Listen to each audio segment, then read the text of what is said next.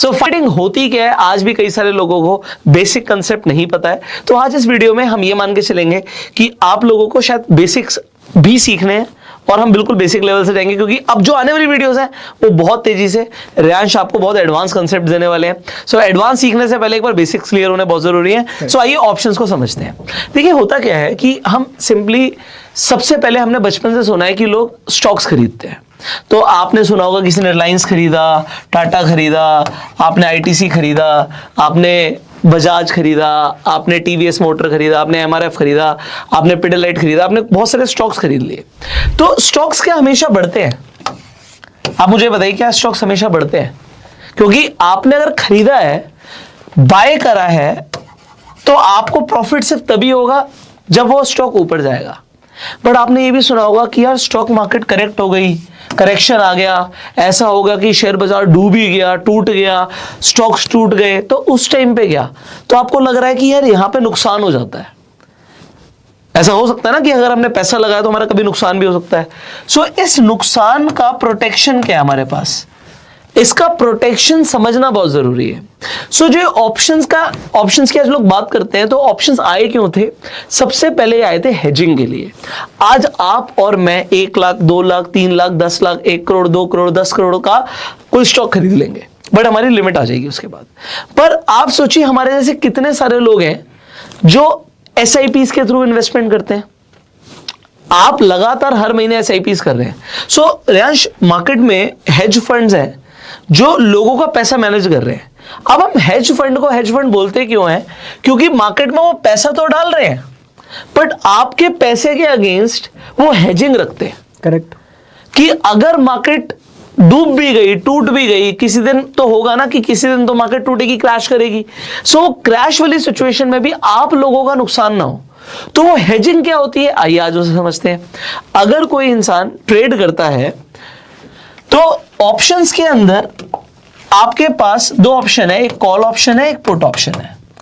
दोनों ही चीजों में अगर एक ऑप्शन है हमारे पास, तो अभी इसे समझाने से पहले कॉल को सी बोल देते हैं, पुट को पी बोल देते हैं। कॉल यूरोपियन, पुट यूरोपियन, क्योंकि हम यूरोपियन कॉन्ट्रैक्ट्स के अंदर डील करते हैं, तो अमेरिकन कॉन्ट्रैक्ट्स हम डील नहीं करते। ओके, तो हमारे पास जो है, हमारे पास यूरोपियन ऑप्शंस होते हैं। अब आप कॉल खरीदते हो, कॉल किस किस का हो सकता है? तो कोई भी स्टॉक जो FNO पे ट्रेड होता है। अभी F&O क्या है? FNO का मतलब होता है फ्यूचर एंड ऑप्शंस। सो अभी हम डायरेक्टली ऑप्शंस की बात कर रहे हैं, but there is something called futures also. Futures क्या है कि आपको लेवरेज मिल जाता है। अब ये सारी चीजें जो मैं बोल रहा हूं, हो सकता है किसी को एक बार में ना समझ आ रही हो, वीडियो इंटरनेट पे अवेलेबल है, आप जितनी मर्जी बार देख सकते हो। सो लेवरेज का मतलब, अभी एक बार लेवरेज समझाना पड़ेगा थोड़ा सा टाइम लेके। देखिए बात कहां से शुरू होती है? बात यहां से शुरू होती है कि भाई हम बेसिकली इंटरेस्टेड है स्टॉक्स को खरीदने के लिए। आप सिंपली खरीदना चाहते हो, आपके पास 1 लाख रुपए है, आपके पास 1 लाख रुपए है, आप खरीदना चाहते हो, आप गए, आपने 1 लाख रुपए का स्टॉक खरीद लिया। अब मान लेते हैं वो स्टॉक एक दिन में 5% बढ़ गया, तो कितने का मुनाफा होगा रियांश? लगभग 5,000 रुपए का मुनाफा होगा। हम अभी चार्जेस वार्जेस हटा रहे हैं, हमारा सीधा 5,000 रुपए का प्रॉफिट हो गया, 5% बढ़ गया। बट रियांश कहता है यार रियांश 5,000 से मेरा क्या होगा भाई, मेरे पास 1 लाख रुपए है, बट मेरे को तो 25,000 रुपए चाहिए। अब 25,000 कैसे आएगा? तो अगर 5% ही बढ़ा तो आप लोग कहोगे यार ये तो पॉसिबल नहीं है। अगर 5% बढ़ेगा कोई स्टॉक और 1 लाख का खरीदा जाएगा, तो फिर 5,000 ही आएगा, 25,000 तो नहीं आएगा। पर देयर इज एन ऑप्शन। तो ऑप्शन पे जाने से पहले एक फ्यूचर का ऑप्शन समझ लेते हैं। तो आप अपने ब्रोकर को क्या बोलते हो, यार मुझे ना फ्यूचर दे दे। तो फ्यूचर पे वो क्या बोलेगा, ठीक है जी मैं आपको 3 गुना की या 5 गुना की लेवरेज देने के लिए रेडी हूं। लेवरेज का मतलब क्या हो गया, आप तो मुझे 1 लाख का ही मार्जिन दोगे। मार्जिन क्या होता है? जो पैसा आप अपने ब्रोकर के पास रखते हो। अब ब्रोकर जैसे क्या हो गया, आपने अपने डीमेट अकाउंट अगर कहीं खुलवाया हुआ है, तो डीमेट अकाउंट में आप फंड डालते हो, जो फंड हो गया वो मार्जिन की तरह यूज होता है। ठीक है, तो अगर आप लोगों के पास अभी तक डीमेट अकाउंट नहीं है, फ्री डीमेट अकाउंट का लिंक आपको डिस्क्रिप्शन कमेंट बॉक्स में मिल जाएगा, आप जाके अपना फ्री डीमेट अकाउंट खुलवा सकते हैं। अब आपके पास डीमेट अकाउंट आ गया, तो अगर आपके पास डीमेट अकाउंट है तो आप वहां पर क्या लिखेंगे? एग्जांपल आप रिलायंस लिखते हो, तो रिलायंस के आगे आप FUT लिख दोगे। तो रिलायंस का वो फ्यूचर हो गया। अब फ्यूचर के अंदर भी मैं थोड़ा सा ऑप्शन समझाने से पहले फ्यूचर से समझा रहा हूं, क्योंकि कई लोगों को एफ एंड ओ एक साथ सुनने में आएगा और उन्हें फ्यूचर्स नहीं समझ आएगा। तो फ्यूचर्स में आपके पास 3 तरीके की एक्सपायरी होती है, एक करंट मंथ की एक्सपायरी, एक नेक्स्ट मंथ की एक्सपायरी, एक फार मंथ की एक्सपायरी। सो एग्जाम्पल, आज मैं जो ये वीडियो बना रहा हूं ये मई में बना रहा हूं, तो अगर आप जाके रिलायंस FUT लिखोगे सो आपको एक मई की एक्सपायरी दिखेगी, एक जून की एक्सपायरी दिखेगी, एक जुलाई की एक्सपायरी दिखेगी, ठीक है। तो आप जैसे ही जाके फ्यूचर खरीदते हो, आपने मान लीजिए मई का फ्यूचर खरीदा, तो एक्सपायरी दिखेगी का क्या मतलब हुआ? आपने बोला एक्सपायरी दिखेगी, फ्यूचर भी एक्सपायर होगा, ये एक सौदा है, कॉन्ट्रैक्ट है। तो जब भी हम कोई कॉन्ट्रैक्ट, एग्रीमेंट, कॉन्ट्रैक्ट करते हैं तो उसकी एक डेट होती है, ये कब खत्म होगा। सो इसकी फ्यूचर की जो डेट है वो last Thursday of the month होती है। तो मई के अंदर जो लास्ट थर्सडे होगा, जून के अंदर जो लास्ट थर्सडे होगा, जुलाई के अंदर जो लास्ट थर्सडे होगा, वो हमारा फ्यूचर का हमारा कॉन्ट्रैक्ट एक्सपायर हो जाएगा। अब इसका मतलब ये भी है कि अगर आज 5% बढ़ा है और मुझे लग रहा है कल भी और बढ़ सकता है, 2%, 3% कल भी बढ़ सकता है स्टॉक, तो जरूरी नहीं कि मैं इसे आज ही बेच दूं, मैं इसे कैरी भी कर सकता हूं। अब ये कैरी क्या चीज हो गई? क्योंकि अगर यहां पे मैं कैरी इसलिए बता रहा हूं क्योंकि फ्यूचर से पहले भी एक चीज आती है, इंट्राडे। एक होता है स्टॉक को खरीदना, जिसे हम बोलते हैं स्टॉक की डिलीवरी लेना, बट आपने सुना होगा कई सारे लोग इंट्राडे ट्रेडर है, इंट्राडे ट्रेड करते हैं। तो इंट्राडे में वो बेसिकली 3 चीजें करते हैं, एक तो डायरेक्ट इंट्राडे ट्रेड करते हैं, दूसरा वो फ्यूचर्स में ट्रेड करते हैं, तीसरा वो ऑप्शंस में ट्रेड करते हैं।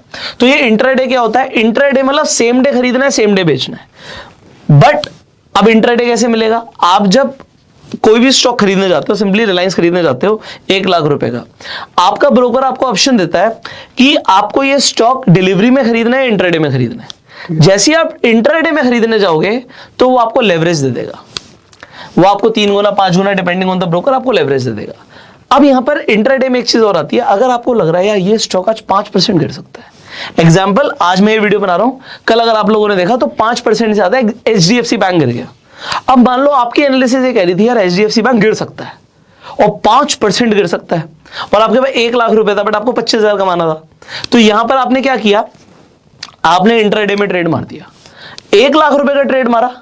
अब अगर 1 लाख रुपए का ट्रेड मारा और 5 गुना का हमें लेवरेज मिल गया, तो रियांश में कितने पैसे मिल जाएंगे अगर 5% टूट गया तो? 1 लाख का 5 गुना 5 लाख, उसमें 5% हमें मिल गया तो 25,000 रुपए हो जाएंगे। 25,000 रुपए हो जाएंगे, मजा आ जाएगा। बट एक चीज और है, अगर आप गलत निकले तो लॉस भी 5 लाख पे होगा। करेक्ट। सेम फ्यूचर्स के अंदर यही हो गया, बट फ्यूचर्स में क्या हो गया? सेम डे सौदा काटने की जरूरत नहीं है, आपके पास एक्सपायरी तक का टाइम है, और एक्सपायरी के बाद लोगों की पोजीशंस रोल ओवर होती है, तो इसे रोल ओवर बोलते हैं। मतलब लोग आगे ले जाते हैं, उन्हें लग रहा है अभी चल रहा है, मान लो मार्केट अप ट्रेंड में जा रही है, तो उन्हें लग रहा है हाँ फ्यूचर्स में मजा आ रहा है, बट मे का कॉन्ट्रैक्ट एक्सपायर हो रहा है, चलो जून में चले जाते हैं। तो this is known as roll overing the position. आगे बढ़ते हैं, अब हम आ जाते हैं अपने ऑप्शंस के अंदर। अब आप अगर फ्यूचर्स खरीदने जाओगे तो आपको लगता है ज्यादा मार्जिन, ये सिंपल सी चीज है, आप मार्जिन चेक कर सकते हो। अगर आप सिंपली कॉल या पुट टू बाय करते हो तो बहुत कम मार्जिन लगता है। एग्जांपल मैं आपको बात करता हूं, एग्जांपल आज की रेट में हम एक हाइपोथेटिकल एग्जांपल दे रहे हैं, 18,200 पे निफ्टी चल रहा है और आप निफ्टी का कॉल ऑप्शन लेने जाते हो, तो आप देखते हो कि आपको 100 रुपए का पड़ रहा है। अच्छा, एक चीज इंपॉर्टेंट यहां पर यह है कि जब आप ऑप्शंस को बाय करने जा रहे हो या आप फ्यूचर्स को बाय करने जा रहे हो, इंट्राडे के अंदर it is not necessary, but futures और ऑप्शंस अगर आप बाय करोगे तो हमेशा लॉट में बाय होता है। लॉट का मतलब क्या है? एक शेयर नहीं मिलेगा। सो अगर 18,200 पे निफ्टी है, और अभी हम at the money, in the money, out of the money का कंसेप्ट समझेंगे, बट अगर 18,000 पर ये तो इसे एट द मनी बोलते हैं, जहां पे मार्केट है अगर आप उसी का कोई कॉल या पुट ले रहे हो तो उसे एट द मनी बोलते हैं। तो एट द मनी का आपको 100 रुपए का दिख रहा है, तो लॉट कितने का है हमारा निफ्टी का? 50 का। तो आपको मिनिमम 5,000 रुपए चाहिए, बट आपने 5,000 रुपए देखिए, क्या आप समझो आपने 5,000 रुपए दिए, ये हाईली लेवरेज प्रोडक्ट है। इसका मतलब क्या हुआ? यहां से रियांश आप बताइए लोगों को। यहाँ से आप सिंपल एक समझ लो कि लेवरेज, तो पहली बात ये होगा कि लेवरेज का मतलब ये बिल्कुल भी नहीं है कि अगर आपके डीमैट अकाउंट में 1 लाख रुपए हैं तो वो 5 लाख आपको दे देते हैं। नहीं, वो क्या करते हैं ना, आपको एक ऐसा प्रोडक्ट देते हैं जिससे उस प्रोडक्ट में मार्जिन कम लगे और आप उसको ज्यादा बाई कर सको। आपके पैसे वही के वही हैं। तो यहाँ पे क्या हुआ, हमने कॉल को बाई किया, मान लो 50 रुपए का है, इसमें हुआ क्या कि वो जो एक लॉट है आप फ्यूचर में करोगे आपको 1.5 लाख 1,80,000 रुपए लग जाएंगे, आप कैश में करोगे आपको तब भी 2 लाख रुपए, लेकिन आपने यहाँ पे एट द मनी का कॉल बाई कर लिया है आपने ऑलमोस्ट, क्योंकि 0.5 डेल्टा वगैरह आप बाद में डिस्कस, डेल्टा से हम अभी ग्रीक समझेंगे तो डेल्टा, लेकिन ऑलमोस्ट आपने इक्विवेलेंट टू दैट बाई कर लिया कितने में, 5,000 रुपए। Right. तो आपके पास बहुत बड़ा लेवरेज। तो ये जो 50 अगर यहाँ पे लिखा हुआ है, 50 आपका लॉट है, ये एक लॉट, तो 50 क्वांटिटी बाई होगी मोटा मोटा, 50 क्वांटिटी। अगर आप किसी शेयर को बाय कर रहे हो और उसका लॉट 400 का है, 500 का है, तो 500 शेयर बाय होगा इक्विवेलेंट। जो 500 शेयर्स पे प्रॉफिट होना था वो आपका यहीं पे हो जाएगा। आपको लाखों लग सकते थे, बट आपको नॉर्मली सिर्फ 5-10 हजार में आपको उतना प्रॉफिट होगा जितना वहां 500 शेयर यस, बट इसमें डेल्टा समझना है, अभी डेल्टा का कंसेप्ट समझना इंपॉर्टेंट है। मिस मत करना वीडियो को, वरना आने वाली वीडियोस अगर आप मिस कर दोगे ना तो लाइफ में रह जाएगा दिमाग में कि भाई मैंने तो 50 शेयर खरीद लिए थे बट उतना प्रॉफिट नहीं हुआ, कम हुआ, ज्यादा हुआ, तो वो बाद में आपको समझाएंगे। So delta you need to understand more. Okay, so ये आपने 5,000 से बाइंग कर लिया। अब आपको यहाँ पे एग्जांपल देता हूं, अभी के लिए मैं एग्जांपल आपको बता रहा हूं। एट द मनी पे डेल्टा होता है 0.5 का, ठीक है। तो इससे बस इतना मतलब लगाओ कि अगर 1 रुपया निफ्टी बढ़ेगा तो 50 पैसे का प्रीमियम बढ़ जाएगा। ठीक है, ठीक है, परफेक्ट है। सो इसका मतलब ये हुआ कि अगर निफ्टी यहां से 18,200 से 18,400 चला गया, मतलब 200 पॉइंट अगर बढ़ गया तो मेरा प्रीमियम कितना बढ़ जाएगा, 100 पॉइंट बढ़ जाएगा। और मैंने कितने का खरीदा था, मैंने 100 रुपए का खरीदा था, तो मेरी 100 रुपए की चीज कितने की हो जाएगी, 200 की हो जाएगी। तो मेरे 5,000 निफ्टी के 200 पॉइंट बढ़ने पे कितने हो जाएंगे, 10,000 यार, डबल। अगर 200 पॉइंट्स निफ्टी बढ़ गया, जो कि आप देखते हो इंट्राडे के अंदर ऐसा कई बार होता है कि निफ्टी 200 पॉइंट इनफैक्ट ज्यादा भी बढ़ जाता है, रोज 200 पॉइंट नहीं बढ़ता, बट यस 200 पॉइंट का मूव एक दिन में भी आ सकता है। बट मेन चीज यहाँ ये है कि आपका 5,000 का कैपिटल जो है वो सीधे डबल हो गया, डबल हो गया। इमेजिन करो वो चीज। तो ये यहाँ पे मेन कॉन्सेप्ट। सो ये लेवरेज आप समझ रहे हो, आपको लेवरेज क्या मिला, सिर्फ 200 पॉइंट बढ़ने से पैसा डबल हो गया, और एक दिन में भी ये हो सकता है, पर हाईली लेवरेज है। आपने सोचा था मार्केट ऊपर जाएगी, बट मार्केट जरूर थोड़ी आपके सोचने के अकॉर्डिंग ही जाएगी। करेक्ट। आपकी एनालिसिस अगर गलत हुई, इसीलिए हम पहले आपको एनालिसिस सिखा रहे थे कि पहले एनालिसिस सही कर लो, क्योंकि ये तो अब वो चीज आ गई कि अब मैंने एनालिसिस सब कुछ कर ली, पैसा कैसे आएगा। सो पैसा तो ट्रेड करके आएगा, बट अगर आप डायरेक्टली ट्रेड करोगे और एनालिसिस कुछ नहीं करोगे तो गवा दोगे। तो यहां पे अगर 18,200 की जगह मार्केट गिर गई तो लॉस भी हो सकता है, और लॉस भी आपको फिर लेवरेज लॉस होगा, बिकॉज ये आपका जस्ट इमेजिन ये कैपिटल है। अगर आप यहाँ पे ये खोया तो ये आपका कैपिटल जा रहा है, तो आप हाईली लेवरेज में ये भी खो सकते हो आराम से। तो हम दोनों साइड की चीजें बतानी चाहिए कि ये प्रॉफिट भी बहुत अच्छा है अगर आपका एनालिसिस अच्छा है, अगर आप एनालिसिस में गलत हो तो ये हाईली लेवरेज है, आपको उसी हिसाब से लॉस भी होगा जैसे प्रॉफिट हो रहा है। सो अब आप क्या देखते हो कि आप किसी का देखते हो, किसी ने 5 लाख कमा लिए, 5 लाख लगाए तो 5 लाख कमा लिए, और डबल कर लिए, 5 लाख कमा लिए। तो सिंपली क्वांटिटी का गेम है। आप 5,000 से ट्रेड कर रहे थे, 5,000 का 10,000 हुआ, किसी का 5 लाख का 10 लाख होगा, किसी का 1 करोड़ का भी 2 करोड़ हो जाएगा। तो अगर आपके डायरेक्शन में मार्केट मूव कर जाती है तो डेल्टा मैंने इसीलिए आपको थोड़ा सा बताया, क्योंकि जैसे ही आप ऊपर या नीचे की बाइंग करोगे, मार्केट 18,200 पर है बट आपने 18,400 कर लिया, तो वहां पे डेल्टा कम है, वहां पे आपका 1 रुपए बढ़ने से आधा रुपया नहीं बढ़ेगा प्रीमियम, कुछ डिफरेंस आएगा। वो क्या डिफरेंस आएगा वो हम आगे वाली वीडियोस में आपको बताएंगे। अब सिमिलर होता है पुट ऑप्शन। अब कई सारे लोग ना पुट ऑप्शंस को बहुत मतलब प्यार करते हैं, उन्हें लगता है यार पैसा बनता है पुट ऑप्शन में। क्यों? क्योंकि मार्केट जब क्रैश होती है, गिरती है, तो बहुत तेजी से गिरती है। तेज से गिरने से क्या होगा, देखो स्पीड अगर तेज होगी तो प्रीमियम का बढ़ने की भी स्पीड तेज होगी।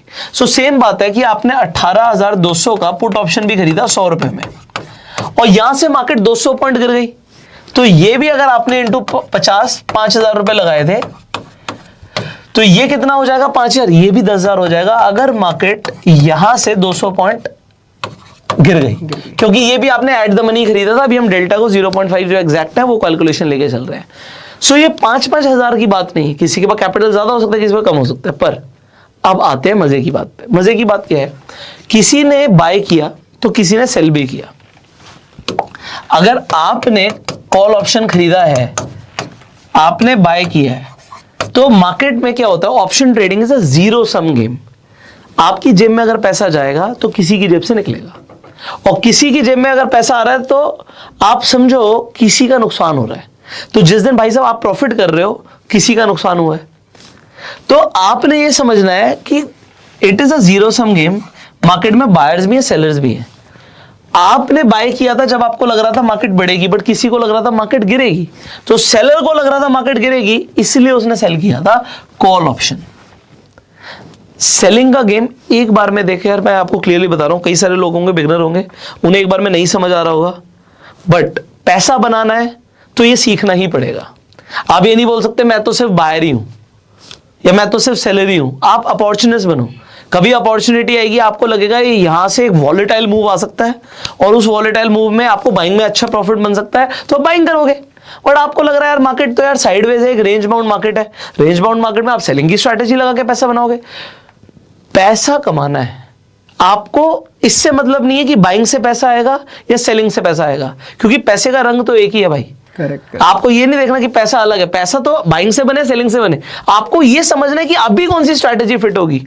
करेक्ट। जैसे मैंने बहुत ऑप्शन सेलिंग करी है, बहुत, लेकिन कभी भी मुझे ऐसा लगता है ना कि मार्केट में मुझे जरा सा भी ऑप्शन बाइंग का अपॉर्चुनिटी मिल रही है कभी भी, तो मैंने ऑप्शन सेलिंग। आप ये बोल सकते हो कि हाँ मैंने 80% पैसा सेलिंग से कमाया, पर 20% बाइंग से भी कमाया। Right. तो आपको ये सोच के चलना है कि बस जब मूव लगे आपको, उस टाइम पे आप सीधे बाइंग में भी कूद जाओ। आप जब साइडवेज चल रहा है तो थोड़े स्ट्रेटजी वगैरह ऑप्शन सेलिंग में प्ले कर सकते हो, बट बाइंग का मौका नहीं छोड़ना है, क्योंकि वो ऐसे ही होता है। जैसे मैंने अभी एग्जाम्पल दिया कि 5 के 10 हो सकते हैं, आपके 5 लाख 10 लाख हो सकते हैं। ऑप्शन सेलिंग में वो प्रोसेस स्लो होती है, बट आपको वहां भी पैसा मिलेगा। तो दोनों करो।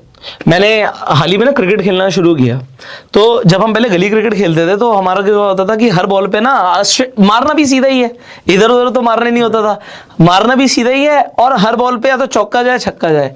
बट होता क्या था, 1-2 शॉट लग जाते थे और बहुत जल्दी आउट हो जाते थे। तो अभी क्या बताया कोच ने यार, एक तो पहले टिक के खेल। एक बहुत इंपॉर्टेंट कंसेप्ट मैंने सीखा है क्रिकेट के अंदर, जो लाइफ में बड़ा मुझे इंपॉर्टेंट लगा, कि क्रिकेट में ना झुक के जितना चलोगे और झुक के खेलोगे तो उतना देर तक खेलोगे।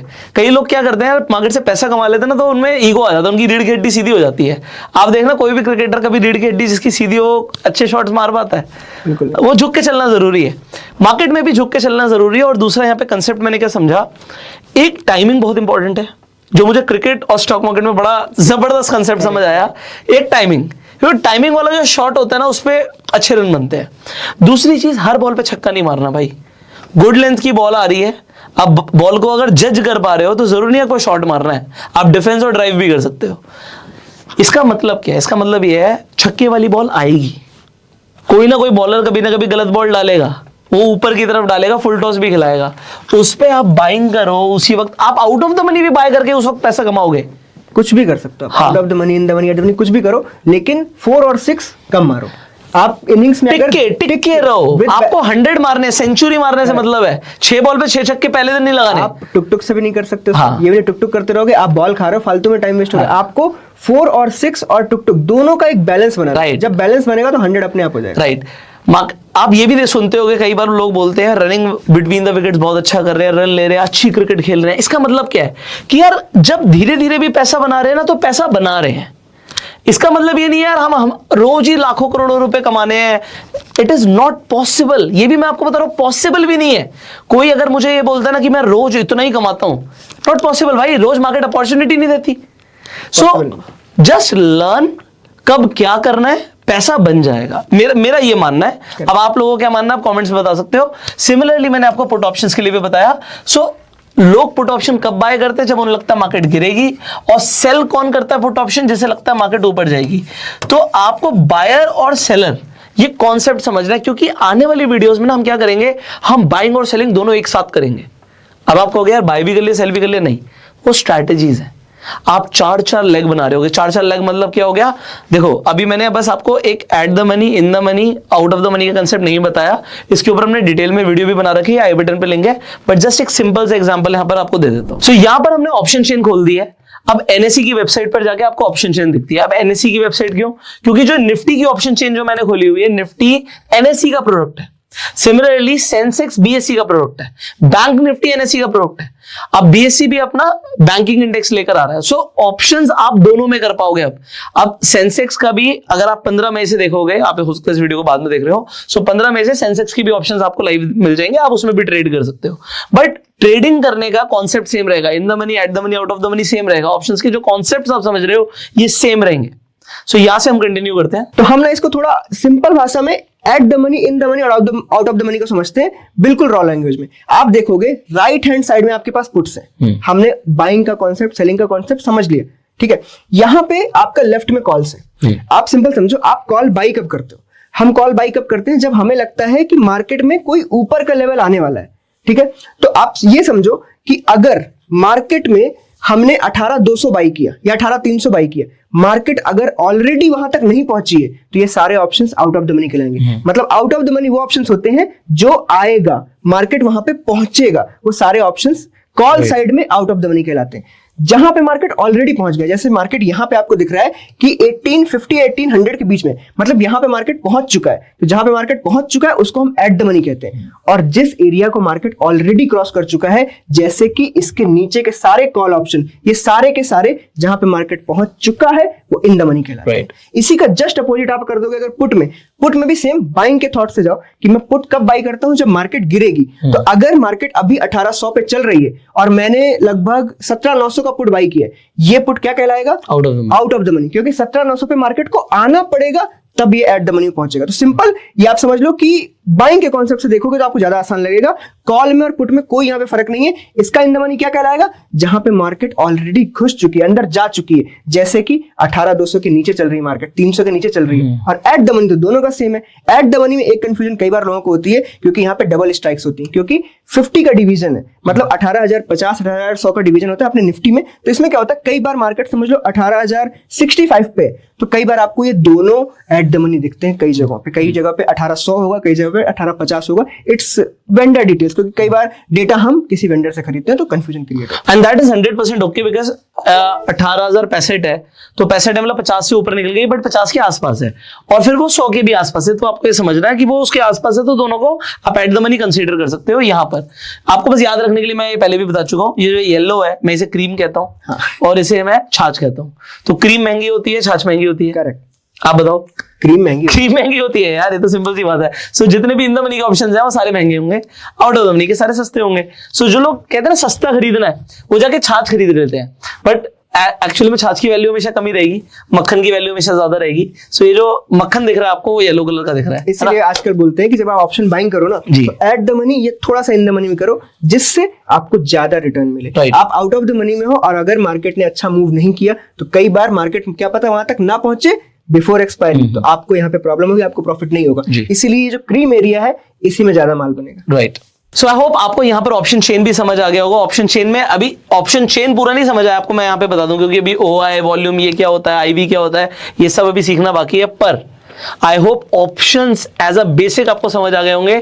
आने वाली वीडियोस में अभी तो स्ट्रैटेजीज बाकी हैं, फिर उनकी एडजस्टमेंट्स बाकी हैं, तो बहुत कुछ सीखना भी बाकी है। सो अगर आपने अभी तक सब्सक्राइब नहीं किया, बेल आइकन पे क्लिक नहीं किया तो कर लो, सो दैट आप आगे वाली एक भी वीडियो मिस ना करो।